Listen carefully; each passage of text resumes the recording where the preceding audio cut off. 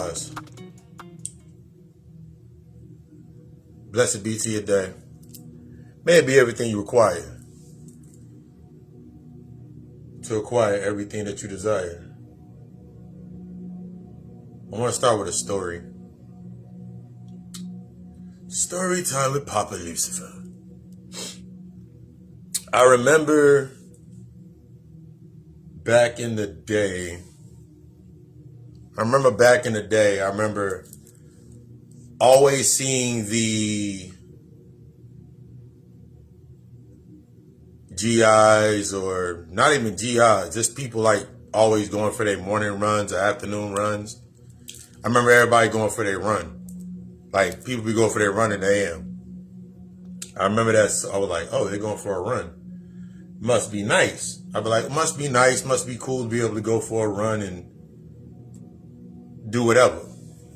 I remember looking, and I would sit there and like thoughts would come to my mind, like I never could go for a run. I never could run like that.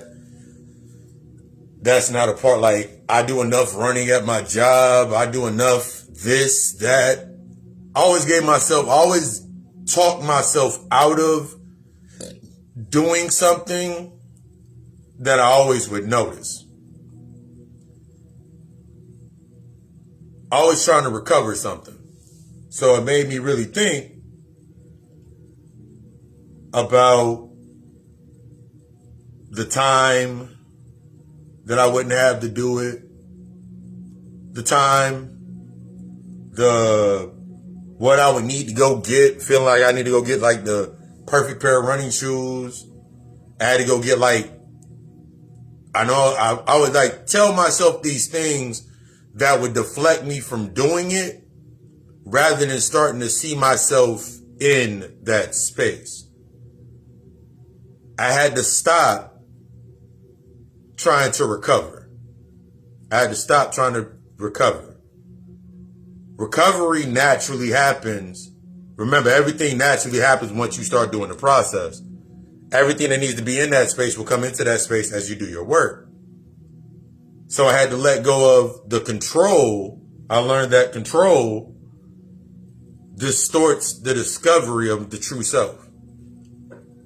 Control distorts the discovery of the true self, of your true self. Because I was focused on a result, a lot of the times, what I would look like, what it would look like, what it would feel like, what it would smell like, I was playing inside of my senses, trying to get my senses to connect to it. I couldn't see myself doing it because I didn't know what it would taste like. Everything goes into these aspects of the visual. I couldn't imagine myself sweating until I could visualize my sweat being salty. I couldn't see myself running or walking or even starting to walk a certain distance without imagining how my body would feel. A lot of these things would keep me inside of the comforts based on what was the worth of it, because I was stuck on how would I recover the time. I couldn't imagine myself waking up earlier unless I really had to. This is what happens a lot of times when we're inside of this space with ourselves where we're worried about the recovery. Even if you go on vacation, even when you go on vacation, the thing that happens, the underlying stream of your vacation is what you're going to try to recover when you come back from vacation. Even when you go into a friendship, relationship, the job, wherever it's at, the main thing that you're trying to hold control over is what you're going to recover at the end of your shift. What are you going to recover at the end of that argument? What are you going to recover? You're always thinking about the recovery. The recovery comes naturally based on what you learn inside of the space. It's exciting for me that I know that it wasn't an overnight process. It took the time. It took me really becoming conscious that I was doing it the entire time. I had to switch off control. I had to switch off the result. Grand Rising, Grand Rising. I had to switch off the result. I had to switch off this image that I would see in my head of the result. Because that would distort the discovery of myself. That would stop me from discovering my hidden talent or my hidden gift or whatever I could do in that point in time. Remember, you're always doing exactly what you need to be doing. You're always in the right position. You just have to own the position. Stop trying to own the result and own the position. A lot of the times we get stuck in trying to own the result rather than own the position. I remember being at my job. And I would try to own the result more than I own the position. It wasn't until that I started owning the position that I was in that I could let go of trying to control everything. And that took me through the layers of understanding the reason why I went into that position and the reason I would get upset at people for not doing their job was only because I already said to myself that I'm the best here, period. So telling myself this or telling my higher self this, okay, cool, you're the best at where you're at. It's time for you to grow. You're always telling yourself that. It's time for you to grow. The things that come up a lot of the times based in, you're thinking about the recovery. You'll think about the recovery. So it's like, I'm thinking about it to myself, like, at most of my jobs, I'm like, okay, cool. If I work 40 to 50 hours and now I don't have time for this. So naturally I didn't have time for something. Or naturally I would be inside of a position. Everything in my space had to match me not having time. I didn't understand what time was. Me not having time was me not having the emotions or the emotional intelligence to be able to navigate around that space. So whatever original emotion that I was feeling when I first got the job, when I first got in a relationship, that's what I would look for constantly inside the job. That's what I would constantly look for inside of the relationship. So whatever I was getting outside of that space, I would accept that as the result, but never feel like, damn, man, I wish I could get some more. Or damn, I wish I had more of this. And then I found myself literally trying to control everything inside the space or cling to what little control that I believed that I had based on comfort.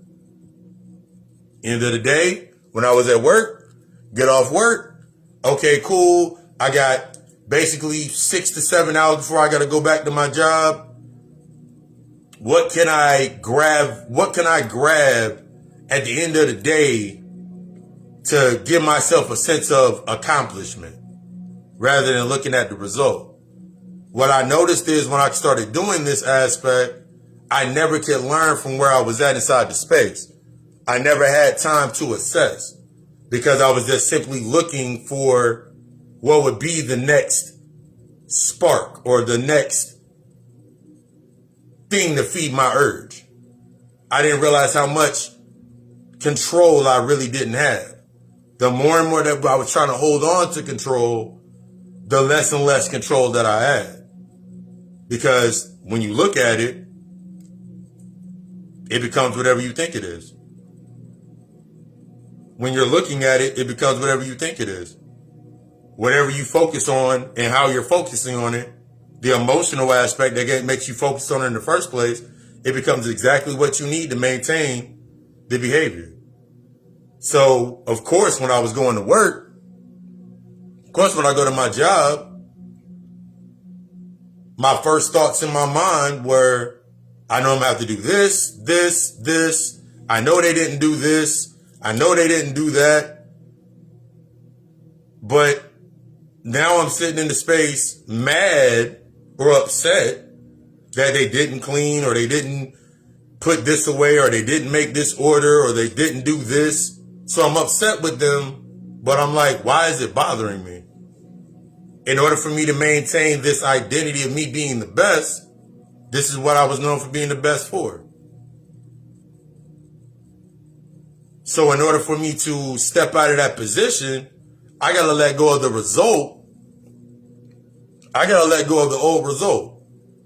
My old definition of the reason I can stay here, the reason I can work 40 hours, 60 hours plus a week, peace, work 60 plus hours a week is because everybody else wasn't working. Everybody else wasn't taking accountability. But it matched me not taking accountability for my own energy. They matched me not taking accountability for the self-care for myself. So now I'm burning myself out. I'm tired at the end of the day. I'm sitting there in pain, sitting there upset, angry, and I'm looking at everybody else around me. I'm still in the aspect looking for a result. Why don't they do this? Or why don't they do that? Or why don't the manager get on them for this, this, and this? And I was like, I couldn't see myself as the manager. I couldn't see myself. Even if I saw myself in that position and what I say I would do, I had to let go of the old results. That means I had to let go because, like, if you've ever worked in restaurants or worked in any job, when they say you're going from a certain rate to a salary, the first thing that they don't say, like, you're going to make less working more hours, but you're going to get more benefits. And let's use the benefits as the mental. The benefits is the mentality. So even though I'm going to lose the physical aspect or the need, or even though I'm going to lose what's feeding my physical urge or my behaviors and habits, I'm going to gain the benefit within my mentality to challenge me to go forward. I remember a long time ago, like one of my greatest mentors, he was like, in order for you to get to the next position, in order for you to get to where you're trying to get to, you must see yourself there already mentally. You must see yourself, you must smell it, you must taste it, you must feel, you must see the value of that space. You must see the things, not only the positives of that space, but the negatives of that space. You must, because I remember like when he did put me in my first key holding position, he was like, the hardest thing that's going to be for you is telling your peers now as their boss. Peace. Now telling them as their boss. Now, because now you got to acknowledge and see yourself. What he was meaning was for me and how I took it was I had to see myself in that position of now taking accountability. I had to see myself in their position now taking responsibility. Now, here's the thing. I already saw it because I saw it when I was inside of that space. I'm running around the kitchen. I'm running around the store. And I'm watching everybody sit over there. And like, now, the same running around I was doing, I'm starting to understand this when you get into aspects of the energy in the space. When I'm seeing somebody sitting over here not doing something, that's negative to me. So in order for me not to, now me noticing that, now I'm propelled to bounce to another space. Instead of me getting stuck within the negative or the result. Yo, if you was doing this, this, and this, and I remember it was a hard process because I'm sitting there with them like, yo, you know, if you do this, this, and this, then you can get this, this, and this. That shit didn't matter because they only could hear based on where they were at. They only could hear based on the level of where they were at, based on their accountability to themselves. So I was only talking to myself. The same conversation I was always having with myself, I spent more time trying to convince others, but I was really trying to convince myself. I was really trying to give them the reason of why I'm trying to do what I'm doing. But the emotional aspect for me still wanted to be accepted by everybody. Trying to be accepted by everybody. At the end of the shift, I'm like, yo, so what we doing after we get off? Even though I already knew that I talked the whole into their, I was like, I tried to hold them accountable and I was holding on to that new position. sitting like, man, I had to understand that the same way that I would sit there and not say something about them saying something about somebody, another boss, somebody else in the manager in that position, I had to take on that negative. That negative was going to help me propel myself to go forward. Them talking about me the way they talked about the manager, that was me now. I had to accept that. That was already there. They were already present of already doing that. The only thing that was changing was the investment into me becoming better in my position. I had to let go of trying to recover something. I had to let go of trying to recover that old identity. Because the more and more I let go of trying to recover the identity of myself when I was back there in that space, the more further and further I could go forward and I can assess. I could see that it was already there. I could already see, I could see it. I could, oh shit, nigga, I can really see what the fuck really was going on. That was there the entire time. The only thing that made a difference between me now and me then was I was still of it. I was trying to be a part of it. I was still trying to get to the end of the day and use that emotional aspect. Like, yeah, it was tiring. We were busy. We was crazy busy. And yo, let's all go out. And all I want to go do is go relax. All I want to go do is relax. But now I'm still looking at my space instead of discovering myself, because it all came down to discovery of me. This is what happens when you stay within that position with a lack of assessment. When you're not allowing yourself to assess. When you're not allowing yourself to really assess and reflect. A lot of us coming to that point of the assessment, but we're not allowing ourselves to sit there in the reflection of the heat.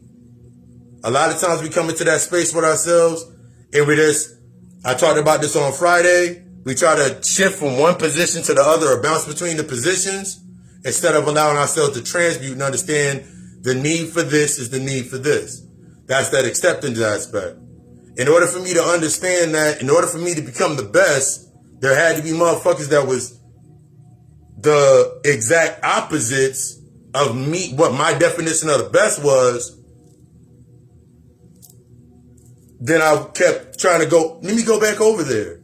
Maybe if I have a conversation about this, maybe if I had this, they will never understand until once I became the ultimate example to myself, that true aspect to myself. Let me read that. As you going into yourself, that self aspect. Remember, we talked about that on Friday in the last couple of lectures. In the humanity aspect, being selfish is the worst thing on the planet. In the human aspect, in your ego, within your comfort zone, being selfish is the worst thing in the planet. But to the higher aspect of you, when you're doing your internal work, you're doing this work, you're setting these layers, you understand that being selfless is going to be the worst aspect for you. Because we understand being selfless is dependent upon others' perceptions of you to maintain your behavior. The thing that held me back for so long was I was dependent upon the projections or the perceptions of others, whether it was negative or whether it was positive. Motherfucker hated on me? Great, you gave me my face. Motherfucker loved me or had this aspect of love for me? Okay, great. I can stay in that position. I can keep doing what I was doing. I can keep waking up the same way I woke up, going to sleep the same way I went to sleep. I could keep recovering this false sense of control with myself. But when I started letting that go, which was scary as shit, I still have moments of time where I'm sitting there like a little bit like, oh shit, nigga, that shit really happened. But it was some of the best things that I did because I started noticing that everything in my space was working for me. Everything in my space was working for me based on either whether I made it an obstacle or an opportunity. Everything in my space right now is an opportunity for me to become better. Everything in my space now is an opportunity for me to become better. Everything that comes into my space, whether it's a negative or a positive, is a chance for me to become better. It's a chance for me to analyze myself, analyze my energy, and learn myself ultimately as I'm learning others and teaching others. As I'm shedding these old identities, I can't tell somebody how to shed an identity or how to anchor to their shadow or how to deal with trauma or deal with these events until I allow myself to go through the experience. I allow myself to sit in the emotions with the experience. And then I start seeing the reflections. Just because it's not the same experience, it's the same emotional catalyst underlining. That's why they come into my space. So everything that comes into my space, once I let go of the control of this certain aspect, I wanted a certain level of acceptance, but I needed the condition to have that come into my space. Once I let go of that, I started seeing the emotional aspect. This is when you start reading energy. You an empath and you reading energy and you seeing other people's energy. But it takes a lot more energy to be able to use discernment in your empathy rather than use the judgment based on the old cycle of you trying to make obstacles. See, man, I can't keep having these people around me because these people around me, I need something better around me. In order for me to have something better around me, I first must become something better. That's the natural separation. In order for me to become something better, I got to make a selection. Don't matter what the selection is, as long as I'm making the selection. As long as I'm tuning myself to make that different selection process. That's all that mattered. It didn't matter the result. It just mattered that I made the selection. Whether it was negative or positive, bad, worse, mixed, it was a part of my process. I had to let go of that control so I could discover the true me. You got to let go of that control to discover the true you.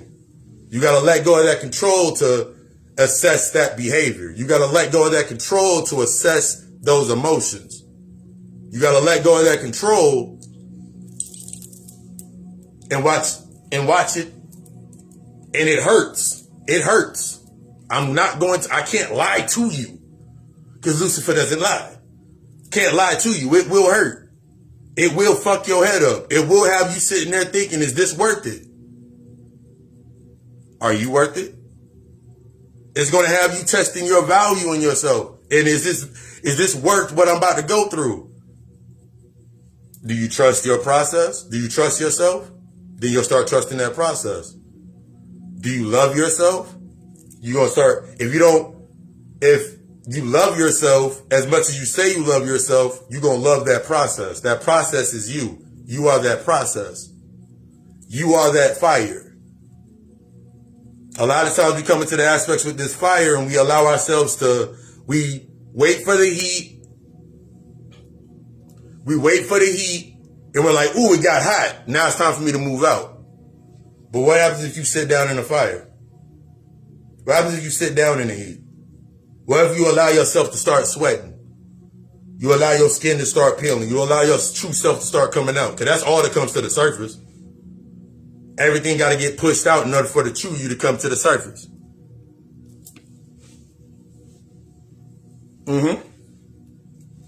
Today, when I was at the gym, I was training on Mercury.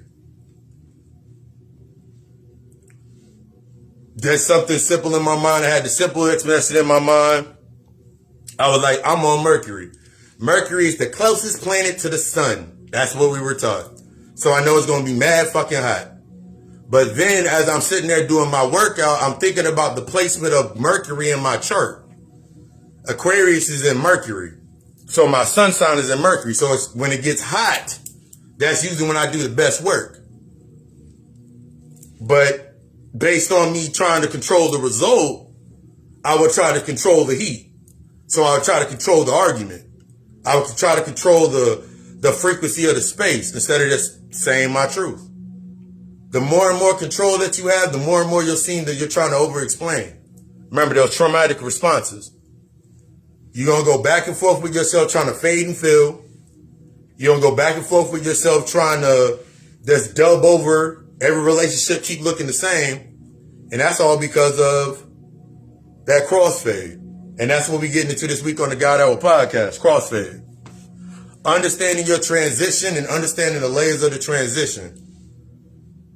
I just desire you to be the best. I just wanted to give y'all that thought. I just wanted to help y'all with that message. Because I desire you to be fucking great. When you wake up, are you thinking about the obstacles or are you thinking about the opportunities? I want you to be the fucking best. I love you. We love us. Ashe.